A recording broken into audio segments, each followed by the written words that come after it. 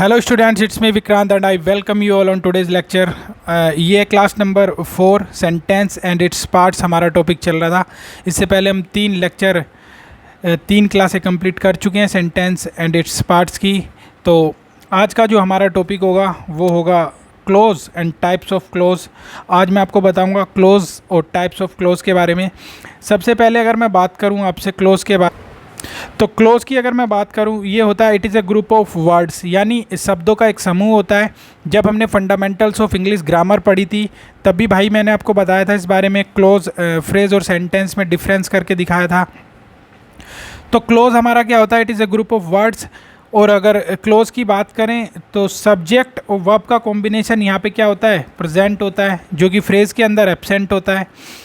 अगर हम complete meaning की बात करें तो ये कंप्लीट मीनिंग दे भी सकता है और नहीं भी। तो 3 छोटी बातें मैंने आपको क्लोज के बारे में बताई कि क्लोज एक ग्रुप ऑफ वर्ड्स होता है, सब्जेक्ट और वर्ब का कॉम्बिनेशन यहाँ पे प्रेजेंट होता है, और मीनिंग की अगर बात करें हम कंप्लीट मीनिंग की तो ये कंप्लीट मीनिंग दे भी सकता है और नहीं भी दे सकता। अब हम क्लोज को समझने की कोशिश करते हैं सेंटेंसेस के थ्रू। ठीक है, चलते हैं आगे। देखो इस सेंटेंस को ध्यान से देखो। अगर मैं इस सेंटेंस को पढ़ने की कोशिश करूँ, when I go to Agra I will visit the Taj Mahal.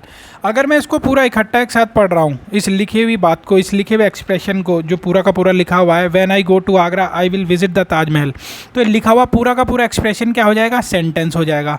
लेकिन अगर इस लिखे हुए एक्सप्रेशन को मैं 2 हिस्सों में तोड़ दूँ, जैसा कि यहाँ पे किया है मैंने, तो ये अब क्या हो जाएगा, ये सेंटेंस 2 क्लोजेस के अंदर टूट जाएगा। एक हमारा होगा सबऑर्डिनेट क्लोज और दूसरा क्या होगा, मेन क्लोज।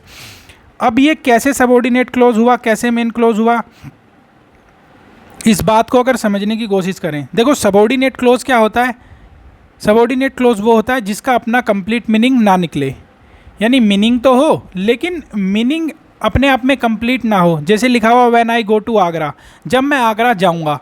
अब इससे हमें ये तो पता चल रहा आगरा जाएगा, लेकिन जब जाएगा तो क्या करेगा, मतलब एक इनकम्प्लीट सा सेंस हमें समझ में आ रहा है। तो जहाँ पे कंप्लीटली अपना इंडिपेंडेंटली मीनिंग कंप्लीट ना निकले वो क्या होता है, सबऑर्डिनेट क्लोज। और सबऑर्डिनेट क्लोज का ही दूसरा नाम क्या है भाई, डिपेंडेंट क्लोज। अगर मैं बात करूँ आई विल विजिट द ताजमहल, मैं ताजमहल घूमने जाऊँगा, तो ये अपने आप में एक कंप्लीट मीनिंग दे रहा है, तो इसीलिए क्या हुआ, मेन क्लोज। यानी मेन क्लोज और सबऑर्डिनेट क्लोज में जो फ़र्क है वो ये है कि अगर कंप्लीट मीनिंग अपने आप इंडिपेंडेंट दे तो वो हमारा होगा मेन क्लोज, और अगर इनकम्प्लीट मीनिंग दे तो वो होगा सबऑर्डिनेट क्लोज। सबऑर्डिनेट क्लोज का दूसरा नाम क्या है, डिपेंडेंट क्लोज, और मेन क्लोज का दूसरा नाम क्या है, प्रिंसिपल क्लोज। नाम आपको ये दोनों याद होने चाहिए, क्योंकि दोनों नाम से आपको हेल्प मिलेगी ये समझने में कि क्या सबऑर्डिनेट क्लोज है, क्यों इसका नाम सबऑर्डिनेट क्लोज है, क्यों डिपेंडेंट क्लोज है, क्यों इसका नाम मेन क्लोज पड़ा और क्यों प्रिंसिपल क्लोज पड़ा। ठीक है, अब चलते हैं आगे। एक सेंटेंस और दिखाता हूँ आपको, देखो काफ़ी फ़नी सा सेंटेंस है ये। क्या लिखा हुआ है, Khujli told me that Khujla was ill. अब अगर इस लिखे हुए एक्सप्रेशन की मैं बात करूँ, जो पूरा का पूरा लिखा हुआ है, अगर मैं इसको इकट्ठे पढ़ूँ तो ये अपने आप में एक सेंटेंस होगा। लेकिन अगर मैं इसे 2 हिस्सों में तोड़ दूँ, जैसे नीचे तोड़ा है कि Khujli told me that Khujla was ill, तो ये जो होगा ना ऊपर वाला, ये हो जाएगा मेन क्लोज, और जो नीचे लिखा हुआ है ये क्या हो जाएगा, सबऑर्डिनेट क्लोज। अब आप मेरी छोटी बात समझना, मेन क्लोज क्यों हुआ, क्योंकि खुजली told me, who told me, यानी अगर हम क्वेश्चन कर रहे हैं तो हमें एक पूरा कंप्लीट सेंस समझ में आ रहा है कि हमें किसने बताया, खुजली ने, और अपना जब कंप्लीट मीनिंग दे तो वही क्या होता है, मेन क्लोज। और यहाँ पे ये सबऑर्डिनेट क्लोज क्यों है, क्योंकि सबसे बड़ी बात तो मीनिंग को भी छोड़ो, यहाँ पे ये दैट से शुरू हो रहा है, और दैट एक सबऑर्डिनेट कंजक्शन है। जब भी कोई क्लोज सबऑर्डिनेट कंजक्शन से स्टार्ट होगा तो वो क्या कहलाएगा, सबऑर्डिनेट क्लोज। अभी आपने सबऑर्डिनेट कंजक्शन के बारे में पढ़ा नहीं है, आज ही की क्लास में पढ़ोगे। मैं आगे बताने वाला हूँ आपको सबऑर्डिनेट कंजक्शन। फिलहाल के लिए आप समझो जो कंप्लीट सेंस दे वो हुआ मेन क्लोज, जो इनकम्प्लीट सा सेंस दे वो हुआ सबऑर्डिनेट क्लोज। और यहाँ पे आपने ये भी देखा कि सबऑर्डिनेट क्लोज वो भी होता है जो क्या, किससे स्टार्ट हो, सबऑर्डिनेट कंजक्शन से। जैसे कि दैट खुजला वाज इल, ये अपने आप में एक लिखा हुआ एक्सप्रेशन किससे स्टार्ट हुआ, दैट से। दैट अपने आप में क्या है, सबऑर्डिनेट कंजक्शन है। ठीक है, और अगर सेंस की बात करूँ तो कि खुजला क्या है, बीमार है। अब ये की से स्टार्ट हो रहा है इसलिए इनकम्प्लीट सा लग रहा है, इस सेंस में हम इसे सबऑर्डिनेट क्लोज कह सकते हैं। अब चलते हैं आगे और समझते हैं टाइप्स ऑफ क्लोज के बारे में।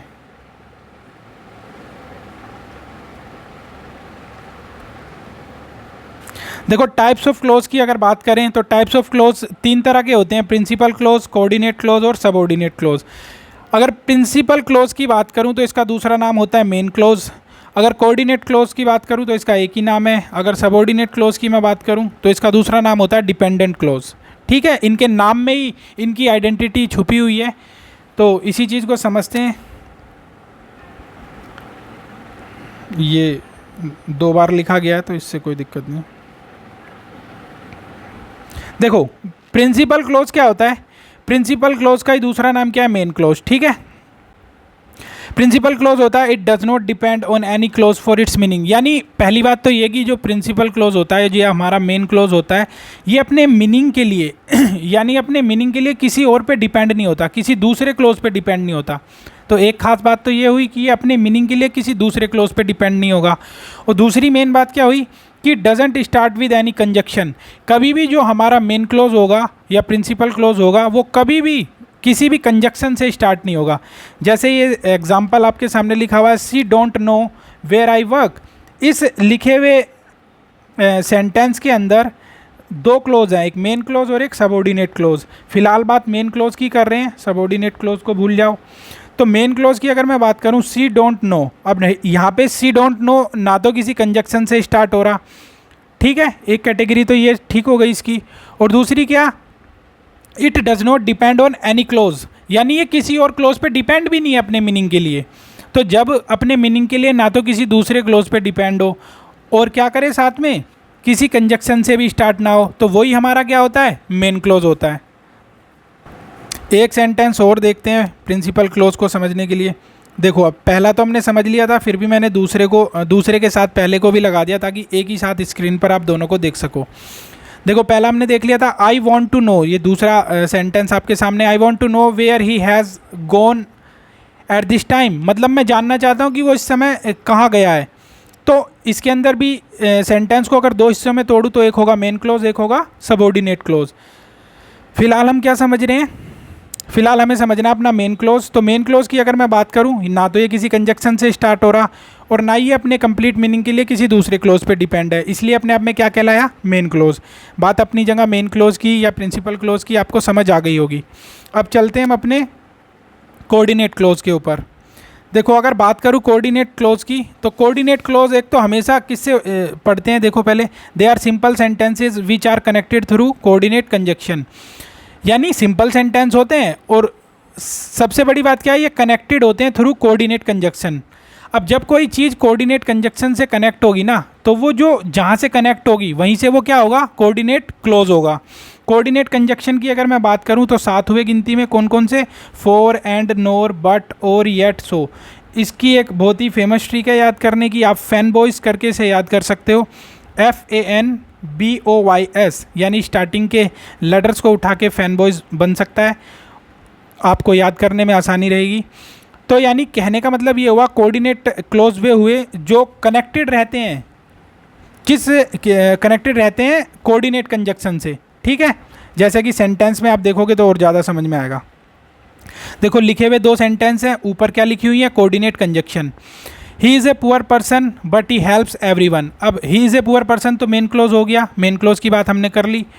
अब देखते हैं कोऑर्डिनेट क्लोज को, but he helps every one. Start किससे हो रहा है, बट से। मैंने आपको बताया था जो कोऑर्डिनेट कंजक्शन से स्टार्ट हो जाए, है ना, देखो स्टार्ट भी हो रहा है और कनेक्ट किससे हो रहा है, मेन क्लोज से।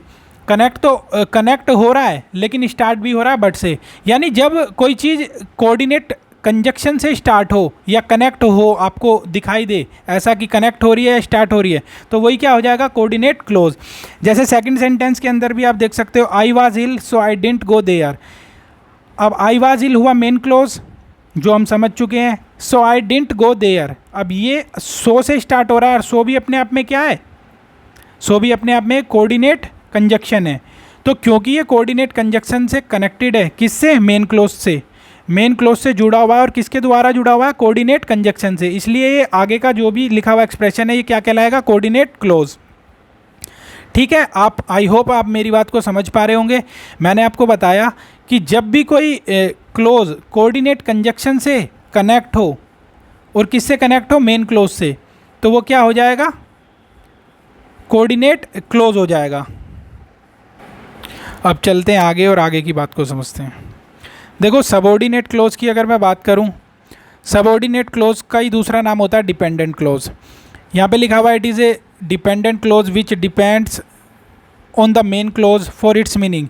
यानी सबऑर्डिनेट डिपेंडेंट क्लोज वो होता है जो डिपेंड होता है मेन क्लोज के ऊपर अपनी मीनिंग के लिए, and connected through subordinate conjunction.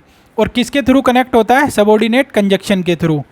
और सबऑर्डिनेट कंजक्शन क्या होते हैं? अदर देन फैन बॉयज़, यानी कोऑर्डिनेट कंजक्शन को छोड़कर जो हमारे बसते हैं वो हमारे कहलाएंगे सबऑर्डिनेट कंजक्शन। ठीक है भाई, यानी फॉर एंड नोर बट और येट सो को छोड़कर अगर कोई क्लोज किसी और कंजक्शन से स्टार्ट हो रहा है तो वो हमारा क्या कहलाएगा? Subordinate close. जैसे सेंटेंस के थ्रू समझते हैं, आई विल हेल्प हिम, ये हुआ main close. When he comes here, अब वैन ही कम्स हियर एक सबऑर्डिनेट क्लोज है। क्यों है सबऑर्डिनेट क्लोज? क्योंकि वैन से स्टार्ट हो रहा है, और वैन क्या है? अदर देन फैन बॉयज़ है। यानी वैन एक कौन सा कंजक्शन हुआ? वैन हुआ सबऑर्डिनेट कंजक्शन। और जब कोई क्लोज सबऑर्डिनेट कंजक्शन से स्टार्ट हो रहा है तो वो क्या कहलाएगा? Subordinate close. एक दूसरा सेंटेंस देखते हैं। अब इस वाले सेंटेंस के अंदर अगर मैं पढ़ने की कोशिश करूं, I told Jyoti that she was a liar, तो आई टोल्ड ज्योति क्या हुआ? Main clause. That she was liar के अंदर दैट से शुरू हो रहा है ये क्लोज, और दैट से शुरू हो रहा है तो इसलिए क्या हुआ? ये सबऑर्डिनेट क्लोज हुआ, क्योंकि दैट अपने आप में क्या है? Subordinate conjunction. यानी अगर कोई क्लोज सबऑर्डिनेट कंजक्शन से शुरू हो तो वो होगा सबऑर्डिनेट क्लोज, और अगर कोई क्लोज स्टार्ट हो कोऑर्डिनेट कंजक्शन से तो वो क्या होगा? Coordinate close. ठीक है, इसके बाद अगर मैं आपसे बात करूं तो आता है टाइप ऑफ सबऑर्डिनेट क्लोज। यानी सबऑर्डिनेट क्लोज के भी अपने 3 टाइप होते हैं, जिसमें होता है नाउन क्लोज, एडजेक्टिव क्लोज और एडवर्ब क्लोज। अब इनके बारे में हम जानेंगे अपने अगले लेक्चर में। जब तक के लिए आप आज की वीडियो को देखो और समझो आज की बातों को। मिलते हैं अगली क्लास में। Take care, bye bye.